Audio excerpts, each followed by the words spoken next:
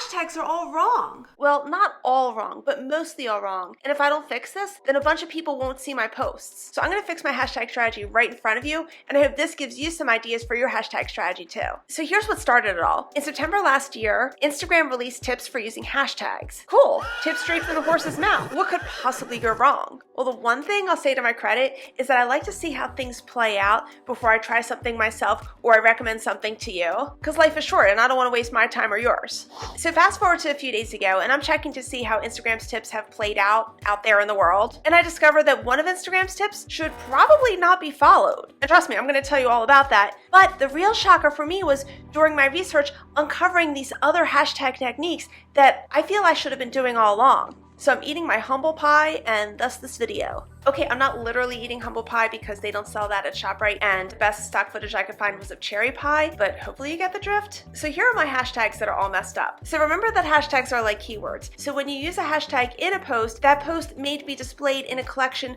of other posts that also use that hashtag. For instance, let's say a hashtag in one of my posts is hashtag Delaware. There's now a chance that my post could pop up here where all the hashtag Delaware posts reside, because some people on Instagram might check out what's going on at hashtag Delaware, and those people are most likely people who live in Delaware. But hashtags also help you rank higher in general searches on Instagram. It's like helping your Instagram SEO. The key is that when we use hashtags correctly, it gives us an opportunity to have our posts seen by people other than those who are following us so that we can actually grow our audience. Now, I thought I had done a good job with hashtags before. I had researched them, I had them neatly organized in a Word document and organized into different categories. Like here, my categories are social media hashtags, LinkedIn hashtags, Facebook hashtags, etc. Then when I post on Instagram, I copy and paste entire categories of hashtags or parts of categories of hashtags that relate to that post and put them in the caption. For instance, let's say I have an Instagram post that's about LinkedIn profiles. Then I'd copy my hashtags about social media marketing, and also these hashtags here about LinkedIn marketing and LinkedIn profiles, and then some of these local hashtags for good measure. And then I paste them into the bottom of the caption here. Sounds good, right? Well, it turns out it could be a whole lot better, and the first thing I need are more complete hashtag categories. Now, I have a decent start here. I have categories for industry hashtags, my industry being social media marketing, and we all should have hashtags for our own industries. I also have a category for local hashtags, which is good if you're promoting your business locally. But what's completely missing on this list are audience hashtags. And audience hashtags are terms that your audience uses to define themselves or concepts that they root for. For instance, let's say you're running a yoga studio. You might want to include hashtags like hashtag healthy living or hashtag mindfulness, because your audience can identify with that. And by the way, if you're a real yogi, is it a yogi or yogai? Please forgive me because I clearly don't do yoga and I'm just trying to create my own footage. Or let's say you're B2B like I am. I primarily serve small business owners, so hashtags that I might be able to use are hashtag small business owner and hashtag entrepreneur. Now, we are going to do more research on this, but for right now, let's temporarily add a new category here for audience hashtags and put my two ideas here, hashtag small business owner and hashtag entrepreneur, as a placeholder, and we'll get back to this. Another thing I need to fix is I need to use less popular hashtags. Now, fortunately, I've already been avoiding insanely popular hashtags, and for good reason. For instance, I've avoided hashtags like hashtag social media, which has shown up in 29 million other Instagram posts in the history of Instagram. So my chances are practically nil for showing up at the top of a search for posts that include hashtag social media. But if I use hashtag social media strategy, we're down to 1.7 million, which is still pretty tough competition, but it's a little more manageable. And to be clear, 1.7 million does not mean there are 1.7 million posts to compete with at this moment. It's a historical number. But what's the magic number for what's too popular or not enough? I've already known that the number of followers you have corresponds in some way to the types of hashtags you can go for based on popularity. For instance, let's just say you have 500,000 followers. You're naturally already going to get a lot of engagement on your post because you have so many people following you, which automatically increases the chances that you show up at the top of a hashtag search. And that means you have a pretty decent chance even with the most popular hashtags. But I've been searching for something more quantifiable, like if you have X number of followers, you can go for posts that have Y number of hashtags based on a formula that, I don't know, might look like this. And even if the formula looks crazy like this, it's still quantifiable, and thus it comforts my brain very much. Well, it turns out that formula doesn't exist because all industries are different, audiences are different, accounts are different. But I still really wanted some type of just like rule of thumb, something that small business owners like you and me can just like use and run with. And then I found this from later.com. Aim for hashtags with between 10,000 and 200,000 posts.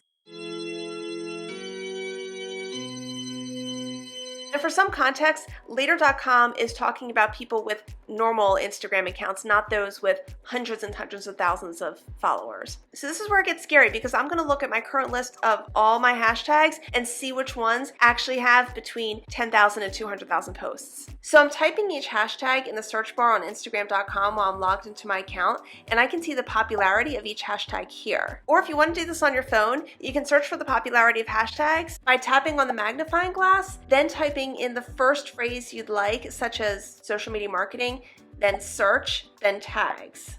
But I'm 50 years old and everything for me is easier on my computer, so I'm going to do it there.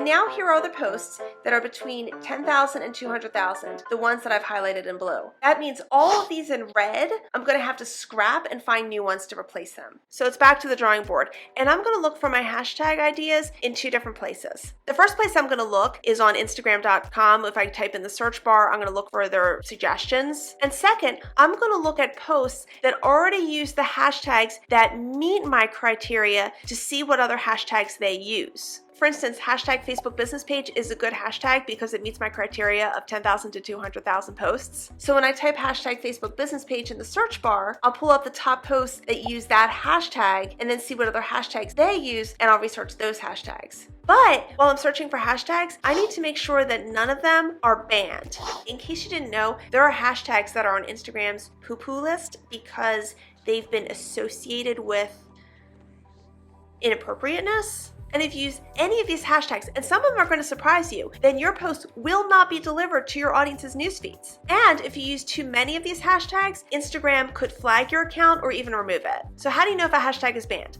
While you're vetting your hashtags, if you see something that looks like this, recent posts for blah blah blah hashtag are hidden because some posts may not follow Instagram's community guidelines, then it's a banned post. And that's right, Valentine's Day is a banned hashtag. Apparently some people do very, very bad things on Valentine's Day. And here are a couple of the shockers. Hashtag desk and hashtag thought. I don't even want to know why.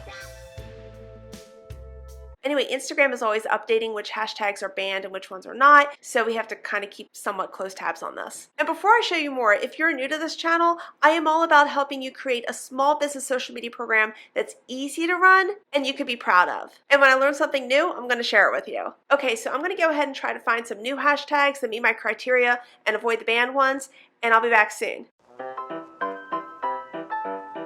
And here are my new hashtags. Ta-da! But there's still a few more things we need to fix. One is that I have to kick my old habit of copying and pasting hashtags into a post. I have to mix up the hashtags way more than I have been. You don't always want to use the same hashtags in the same order for all of your posts. And this is for two reasons. The first one being that Instagram might flag you as spam, and so your post will stop showing up in search results. And the second one is if you're always using the same hashtags, you're limiting the audiences you're giving yourself more exposure to.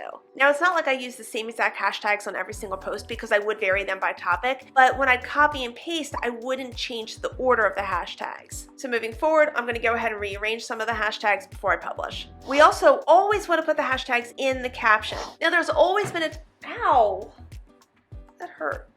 Now there's always been a debate whether you should put your hashtags in the caption or put it in a comment. And I've always been a caption gal, and I'd put the hashtags towards the bottom of the caption with some line breaks so they were kind of hidden. But I've spoken with plenty of business owners who wanted to keep the captions in a comment because it was just more aesthetically pleasing. Now, putting hashtags in a comment used to be okay, but now Instagram is telling us to put them in the caption because only hashtags that are in a caption will be indexed for searches. We also want to consider how many hashtags we use. This has to do with the one piece of advice that Instagram gave. Remember that I mentioned that I said it turns out is pretty bad advice? Here's the advice Instagram gave that blew a lot of people's minds. Keep the number of hashtags between 3 to 5. This makes no sense. If we've done our hashtag research and our hashtags are not too broad and they're not too narrow and they're not banned, then they should be really good hashtags and we should be able to use up to the 30 hashtag limit that were allowed in posts. Besides, if Instagram only wanted us to have up to 5 hashtags, why do they allow us up to 30? And here's what I think is a really good indicator that Instagram's advice is wrong. Later.com published this graph, which I really like. Now here you're seeing the number of hashtags, and here you're seeing the reach as a percentage of followers. The pink line is from 2020 and the orange line is from 2021. And you'll see generally when you use between 20 to 30 hashtags, you reach a greater percentage of people. So for right now, in early 2022, I can only assume that the same thing is true. I've also heard of numerous social media agencies who experimented with 3 to 5 hashtags with their clients' accounts, because in all fairness, Instagram did give that as advice, and in general, it didn't work. The only reason I can think that Instagram is trying to encourage us to limit our hashtags is because there are a lot of people out there who are not picky with the hashtags and using a lot of these broad hashtags, so it kind of clogs up the system, and Instagram is just trying to make the whole indexing process a lot cleaner. But I believe that if you're using hashtags responsibly and I'm using hashtags responsibly, we can go up to the 30 limit. Now, you may still want to test this, and that's totally fine, because maybe for your audience and your industry, 3 to 5 hashtags can work. Just remember, if you do that, you need to use a sample size of at least 100 posts. And that's because 100 is the minimum sample size that statisticians recommend for pretty much anything as kind of a rule of thumb for lay people like us. Honestly, I'm a little squeamish with everything I'm seeing and hearing, so I'm going to stick with more hashtags. And this brings up the last point, which is regularly updating hashtags. Now, many Instagram pros will tell you to update your hashtags once a month. Now, regular checkups are good, don't get me wrong, but I think once a month is a bit excessive for people who have other things to do with their lives. What I would recommend is checking your hashtags about once every 6 months, unless you happen to have a hashtag or two that could have a double meaning, in which case it could be banned down the road, and maybe you want to check it every 3 months or something. And you know what's even more important than hashtags? Having content that inspires our audience to like, comment, and share. So check out this video in the top right corner where I interview an expert in social media engagement, so we learn how to deepen our connections with our audience and build our business. Thank you so much, and see you in the next video.